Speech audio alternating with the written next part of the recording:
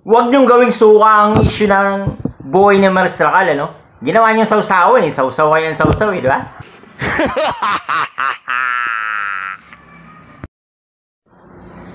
Yun, no? What's up, guys, no? Wala talagang kasalanan dyan si Maris Racal, guys, eh, ha? Ang may problema dyan, guys, yung nag-setup na gawin silang magka-love team ni Anthony Jennings, no? Doon nagkaroon ng problema. Tapos ngayon, nag-iingay kayo ngayon dyan. Ngak-ngakay ng ngak-ngakan. Ginawa nyo ng palengke yan, di ba? Hindi ganun, guys. Dapat isipin nyo rin. Mali yun, eh. Diba? Matinong tao yan si Maris Racal, eh. Oo. Kami dapat na magka-love team yan, eh. Hindi wala sana naging problema, di ba? Hinasabi ko. Putang, eh.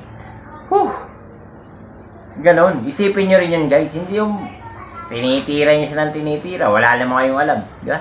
Ang alam nyo lang, puro marites. Pag marites, maggangaw-ngaw kayo dyan. Alamin nyo rin yung punot dulo, guys, kung bakit nangyari yung ganyan. Pero kung kami talaga yung ginawang love team yan, hindi naaabot sa ganyan, eh.